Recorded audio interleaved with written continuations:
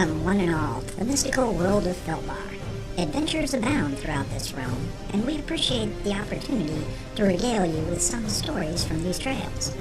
These accounts are all based on actual RPG experiences that occurred within Adventures in Filbar. Some of these tales may be for mature audiences, while others may be for very immature audiences. We now present the sage Mikas Tumo from Tamel, also known as the Bard of Filbar. Welcome to session Fartook-118. On our previous episode, the party attended the trial in which the two slavers were summarily convicted after attempting to force blame onto the party. The former slaves were set free and were given clothing and rooms courtesy of the party. The group unfortunately missed their ship to Phoenix due to the delay from the trial and attempted to seek alternatives before the magistrate arrived.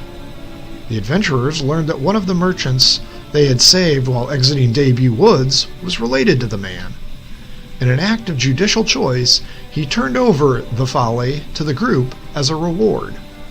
While taking inventory, they noticed the former captive Henrik on the dock looking longingly at the boat.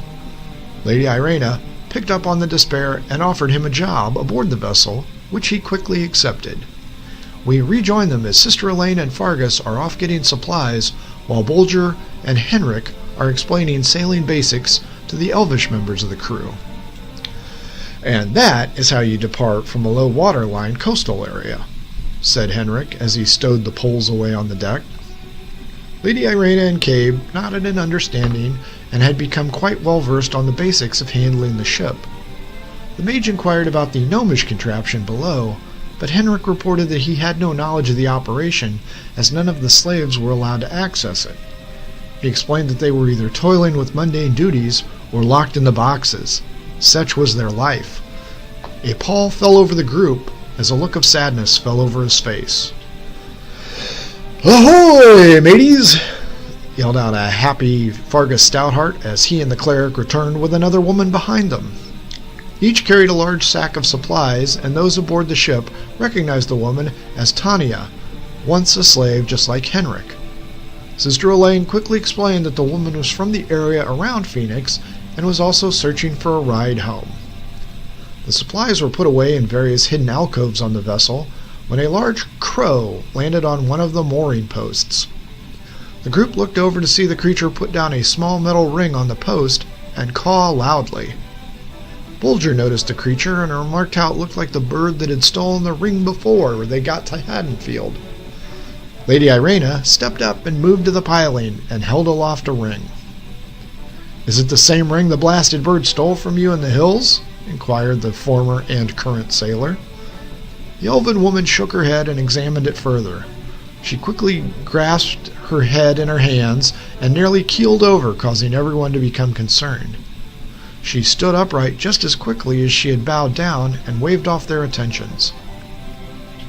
The group peppered her with additional queries, but she ignored them and seemed focused on something else. Sister Elaine jumped off the ship to assist her, and Lady Irena scanned the buildings surrounding the dock and spied an old man in a top-floor window. The pair nodded at each other, and she returned to the craft with the cleric as the bird flew high and into the window where the older man had once stood. The group checked the windows, which was now closed, and Lady Irena waved off questions with one of her own. "Does everyone know how to swim?" The group nodded, but Cabe was silent. Looking to the bard, he was instructed to put the ring on. He looked at the silver loop, but did as he was told. The ring fit perfectly, but Cabe was still puzzled. Looking at the mage, he shrugged his shoulders and was then violently shoved off the side of the boat, where he landed with a large splash. Flailing badly, Fargus began to strip off his clothing to rescue his associate, but was told to stop by the elven woman. Cabe was beginning to lose strength and began to dip longer and longer underwater until he was no longer seen by the party. "What have you done?" berated the ranger to the elven woman. Silently, she held up one finger until splashing was heard at the dockside of the ship. A sputtering Cabe, soaked through the clothing, emerged on the other side and was audibly laughing. Taken aback, The group looked from Cabe to Lady Irena and back again. The mage returned her gaze to the window and bowed deeply to a closing curtain. Cabe Silvertongue climbed back onto the dock and skipped back onto the boat, yelling, "That was amazing! I didn't know it could be like that." A smirk was seen on the elven face, and she nodded to her friend, apologizing for the surprise, but he took it in stride and admired the jewelry. "May I keep it?" he requested, and she nodded her head. Our benefactor mentally messaged me and told me what it did. It was a reward for finding his other lost ring. Apparently, this one allows you to breathe underwater. The group marveled at the magic item, and each took turns using it. Once everyone enjoyed themselves enough, the group turned to Bolger. "Captain?" "Orders?" spouted a robust Fargus Stoutheart, and he gave the gnome a smart salute. Each member of the group quickly followed suit, causing Bolger to put his hands on his hips. Taking a captainish posture, he told the assembled individuals that they were the sorriest group of sailors that he had ever been with, but added, "I couldn't ask for a better group of friends."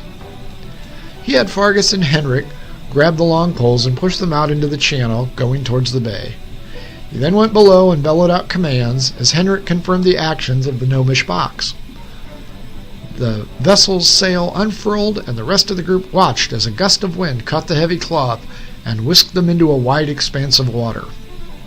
Henrik and Tonia stood at the bow of the ship and took in the fresh air and rubbed their open wrists, happy to be free once again. Fargus and the other originals marveled at the speed of the ship and how smooth the ride was. Making their way out into the bay, smooth-skinned animals jumped in and out of the water and swam next to the ship. Henrik yelled down to Bolger, "Aye, we have dolphins following us. It is a good sign." Cabe asked the others if he thought he could use the magic ring to keep up with the fast-moving creatures, but was warned against the reckless act. The Folly and her new crew headed out into the bay, and Bolger called back up to Henrik to have him come down and learn the controls. The new addition quickly moved into the chamber, and the ship began to move in irregular patterns as the two tested the lever and ropes series. The rest of the group got to know more about Tanya, and for once, everything was right in the world. We close out this episode now and give you our thanks for listening. Please subscribe to this podcast, and don't forget to follow us on Twitter at The Bards Podcast. For everyone in Adventures of Filbar, thanks for listening.